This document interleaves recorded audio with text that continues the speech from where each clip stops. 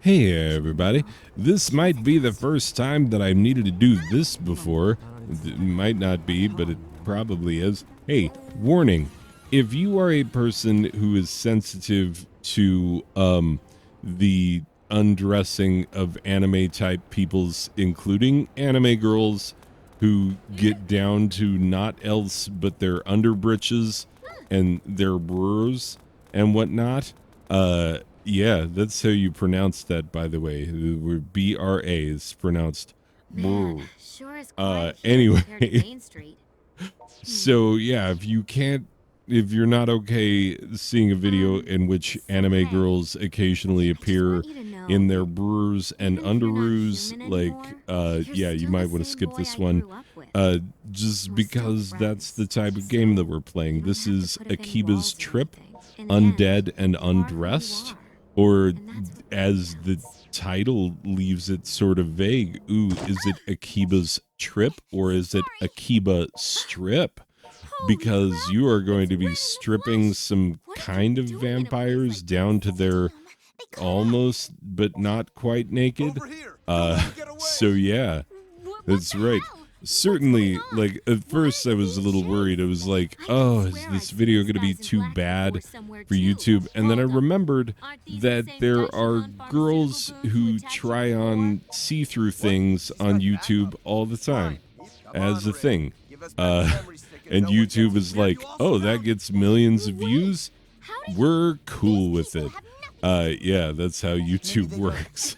Anyway, by the way, I've never seen those videos. I just heard of it from a YouTuber who I respect, who was complaining about it because one of his videos got demonetized, and they're like, okay, YouTube, you demonetized me because I said one F word in the middle of my video, and you'll let these girls, like, just be basically naked except for some tulle, you know, or some jersey material.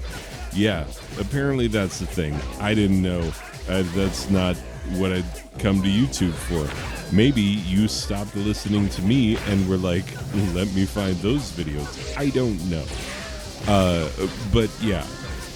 So the thing about Akiba's Trip, Undead and Undressed, few things about it. Number one, it is the second game in a series that has not entirely been released in the United States. The first game was a Japan-only PSP release, and this is game number 2. And there is a third game, but I've never seen that one for some reason. I've only ever seen this one. This is released in 2013 by Xseed, and it has been ported to just about everything. We're talking the PS Vita, the PS3, the PS4. It's on Steam, obviously, and it's been ported to the Switch. So that's a lot of things for a game to be on. So if this were just a fan service game, then I don't think it would have gotten ported to that many things. That I'm just saying, like, look, the Russians who hacked my account, they purchased for me several adult type games, and they are mostly terrible. I mean, in terms of them actually being a game, there's not much game to them, and they're mostly bad. I will admit that I have purchased a series of games with adult type content, but I can defend it because they're actually really good games, and also I'm not offended by the adult type content. It's just, yeah, I have seen what is out there in terms of adult type games, and a lot of them don't get ported to anything else. They get released on Steam, they sit down there in the bargain bin forever. You can pick them up super cheap if you care to. A lot of times when I'm looking for my budget extravaganza things, I will see adult type games that I'm like, oh, I didn't realize that I had that in my library, but apparently I do. Half of this channel is for me to go through things that I already have. Now, I bought this game for myself because It's a beat 'em up. That's what I care about the most. I love me a good beat 'em up. And I think Xseed makes some really good games. They, generally speaking, do. Yeah, it is Xseed NIS release, and they've done many good things. Yeah, I'm just scrolling through the Ease series. I mean, come on, people love the Ease series. So many great games in that series. Yeah, talking about fan service, the Senran Kagura series. Earth Defense Force, Legend of Heroes, Trails of Cold Steel.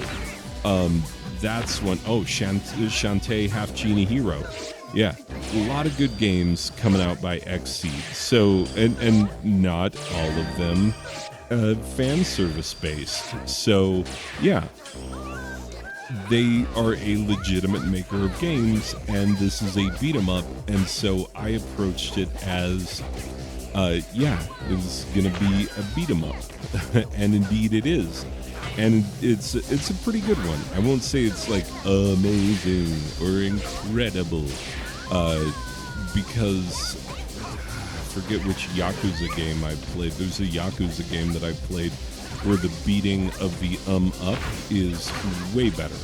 And it's not a fan service game, but the gameplay itself is actually better. So, I'm trying to establish myself as someone who's going to be honest about this game, given what it is. Because when you take on a game like this, people are going to think things about you as a person and about the game as a game. And I'm here to tell you that there is a solid game under here, in addition to the fan service. And if you like fan service, then it's just gravy, and if you're not so much about the fan service, then meh, it is up to you to decide how you feel about these things. I myself have no problem with them, and I'm going to be handling the game on its own merits. So, with all that said, let's talk about what this game is even about. Because by this point, no doubt you've seen an awful lot of talking and probably not much fighting. I tried to pare down the playthrough the gameplay that I did. I captured so much more footage than I need, but that is neither here nor there. The point is that I got a lot of gameplay footage, and do I need it all? No. So yeah, a lot of it, like, honestly, when I hit record, it dropped me into like 10 minutes of lore dropping, and you know how I feel about lore drops, but the one thing I will say is that this game doesn't drop you with lore right away. Like, it actually gets you into action pretty quickly. Like, your character wakes up strapped to a table in a dark basement with weird guys. There's like henchmen in gas masks, and then there's your stereotypical well-dressed, smug, aristocratic anime villain kind of a guy who's like, you're the one who survived, because they put you through this procedure and not everybody survives it. You showed up thinking it was a job, and it's actually, you became a synthetic vampire, basically. You're called Sinethers?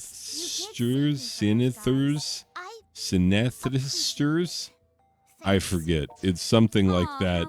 I forget how to pronounce it because I've never said it out loud. I've only read it on the screen and heard the characters say it, and I forget. But you're a synthetic vampire. You are,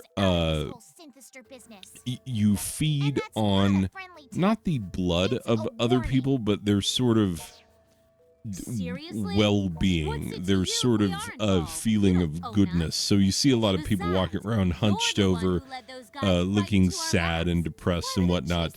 It is these synthetic vampires that have made them this way. Anyway, so this yeah, anime hot girl shows up and she kicks booty and saves your life. Uh yeah, and she has you drink her blood because reasons.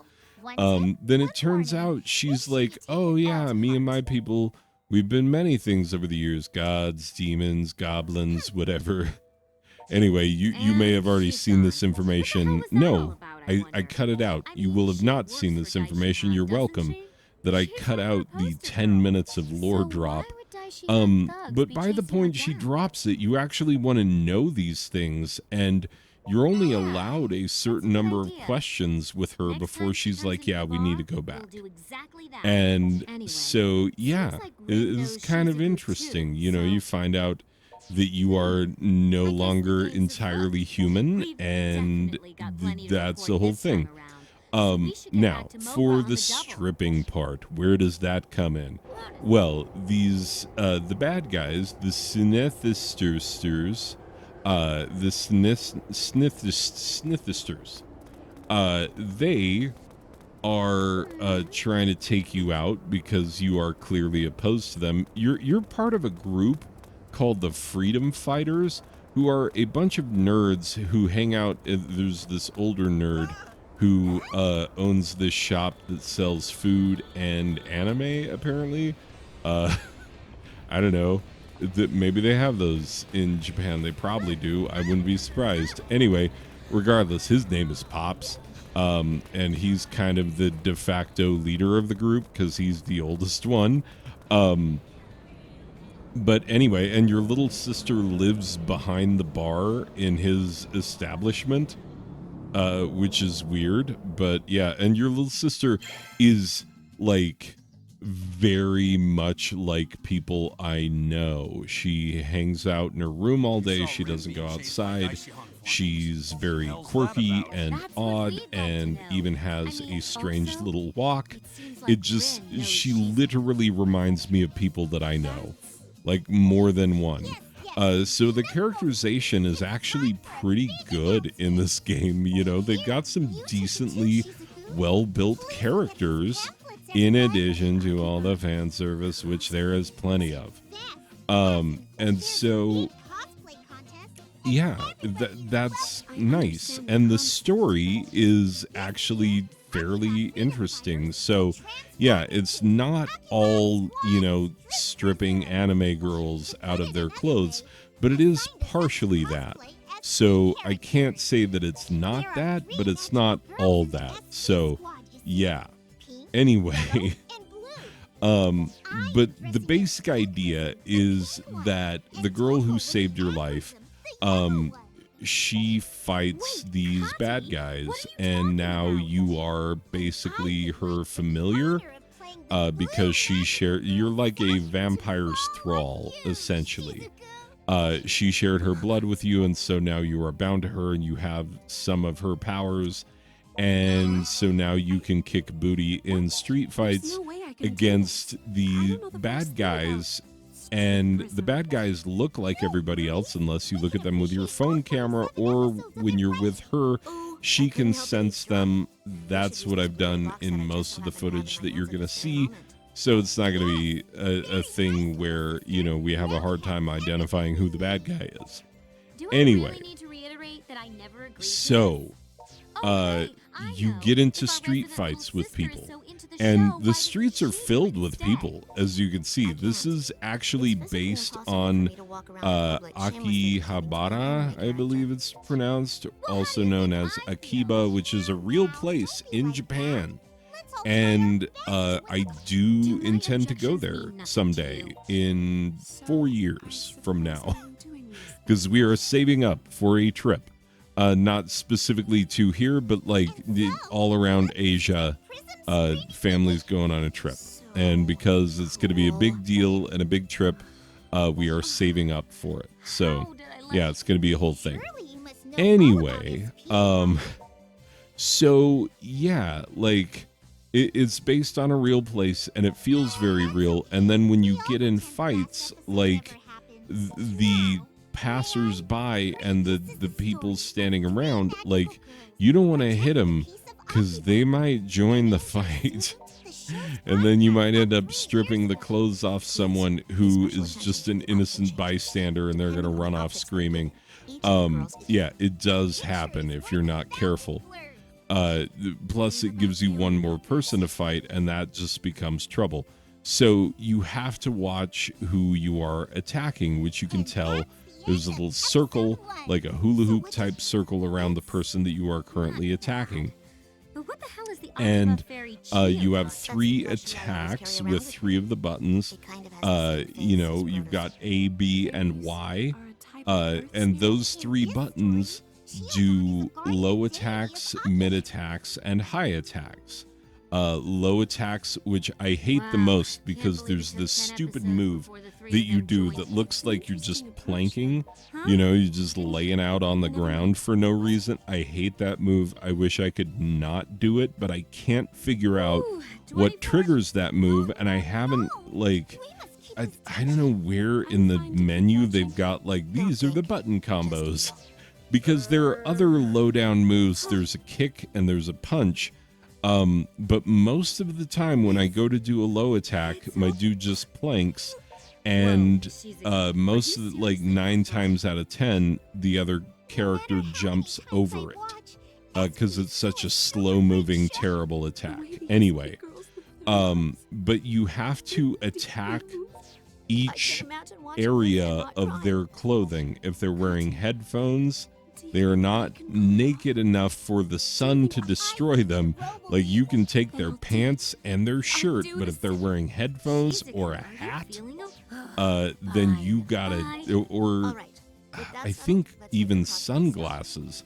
Yeah, you gotta take what is ever on their head as well. Which really tripped me up, because there was this one woman who, I swear, I was like, attack the pants, attack the pants. They were leggings, and therefore not pants, which, thanks, Exceed, that you think that leggings are not pants. It's a bit late for that, because leggings are the only pants I see most of the time. For real. Anyway, be that as it may, you gotta attack the character in the 3 different zones. There are different combos that you can do. There are partner moves when you are fighting with the girl who saved you, and I believe eventually you can do those moves with the other characters. You have to build a rapport with the characters to be able to do those moves with them. And there's a training arena that you need to go into and train so that you can become better at fighting with the various characters that you are fighting alongside, so that you can help each other out. Anyway, weaken the area of clothing by attacking it again and again, and then press and hold the corresponding button, and you will try to grab the clothing. You'll eventually be able to rip it off, exposing it to sunlight, and once you've exposed everything to sunlight, then the person basically dissolves in a flash of purple and black. Kind of like a Thanos snapped his fingers, but with some purple mixed in. Anyway, that's the basic idea. That's how the beating of the up works, because it is, at its heart, a beat-em-up. And I love a good beat-em-up. Who doesn't? I mean, all the way back to, I remember playing Final Fight. Is that the one? Because there's also Fatal Fury, and I always forget which one is the 2D fighter, like a Street Fighter, and which one is the side-scrolling beat-em-up. I think Final Fight is the side-scrolling beat-em-up. And, playing that in the arcade, and Streets of Rage 2 on my friend's Genesis. Oh, the days. I've always loved beat-em-ups. And so, this is a pretty solid beat-em-up. Now, for the downsides of this game, and there are a few. First of all, I hate that planking move. It is way harder than it should be to attack the pants. It just is. Yeah, the lore drops can be kind of annoying, and sometimes the cutscenes get to be entirely too long. And that's a little bit of a problem, because in the middle of this, you are going to see they're trying to talk the girl who saved you, who's not actually a girl. She's kind of a god vampire. Anyway, so yeah, they're trying to talk her into doing cosplay. And so to entice her, they binge watch this entire series. And luckily you don't have to watch the entire series with them, but there are like multiple cuts that you watch, and you will have seen by this point the entirety of that thing. So yeah, the cutscenes get a little annoying. The combat is not as straightforward as I hoped it would be. And also, it's not clear how the buttons work to create, to do the different things that you're doing. I wish that there was a little bit more clear, like if you go forward and attack this way, then it's going to do this. And if you go back and attack this way, it's going to do that. And if or whatever, or if there were button combos and stuff, like in so many other games, I don't know. I don't know what I was hoping for, but yeah, I wish the combo system was better, because that's a big part of a beat 'em up, is, laying down them combos. And it's hard. I know that it counts up the number of times that you hit the other character, and there's a little timer on it. That part is okay, that works fine, but I wish you had a little more control over the type of hit that you're going to lay down, and I haven't been able to find in the system menus how to figure out what the button mappings are for the different type of hits, because if I could avoid doing that plank move, I so would. Yeah, so it's not a perfect game, and there are definitely things that get under my fingernails here, get under my skin, get into my brain, stuck in my craw, all the bits where you don't want things stuck. That's just how to feel about this game. Let me come to a point and put a final score on it. I know that I'm forgetting some of my cons for the game, for sure. Because I don't love everything about it, but I do really enjoy the look, the feel, even the story I enjoy. It's interesting at the very least. There was an anime series based on this. I don't know how long it ran or anything about it, but that's a thing that's true. Anyway, let me put a final score on it, and then we'll be done. Okay, so for Akiba's trip, Undead and Undressed, we are going a 7.5 out of a possible 10 fan services. The more astute of you will know that is Atelier Ryza, who I don't like her game. I'm sorry. I started playing the first one. I dumped a lot of hours into it. I kept waiting for it to be fun, and then at a certain point I was like, I'm not having any fun playing this game. I just don't like the core gameplay mechanics. I don't. And it just felt like an endless number of fetch quests. The entire game is like, oh, can you get my blue cranberries? It's an endless supply of exactly that inane a level of fetch quest. I hated it. And yeah, the thing about Atelier Ryza and all the Atelier games is that they're all built around characters that are very obviously fan service, and Ryza represents the new unattainable female body, because we change it up every few years. And the current one is for you to be thick, but also have a thigh gap and stuff. And it's look at this girl. Look at how absurdly impossible it is that she is that chunk in the thigh area and still has a thigh gap. That's physically impossible. What are we doing to women when we do this? Like, I'm sorry. That's how I feel. Like, it's just, yeah.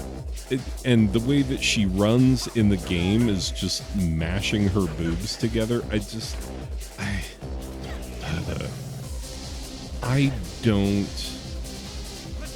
don't love games for their fan service. I'm not, in general, offended by it, but there are things about it when it's like a problem. And I think in Atelier Ryza it was a problem. And that's the only Atelier game that I played. There are others, but yeah, I don't think I'll play them because I don't like the core gameplay of fetch questing all the, materials that you need to, like, make a bolt of cloth. It's like, ugh, God, what am I doing with my time? Anyway, yeah. So Akiba's trip, much better than Atelier Ryza, which is dead to me. It's a game that I quit playing because I was like, nah, I don't like this. I don't like what it is, and we're not gonna. And that's the end of that. Anyway, people, I've rambled on long enough. I shan't take up more of your time. That will do it for this one. I will see you in the next one. Okay, bye.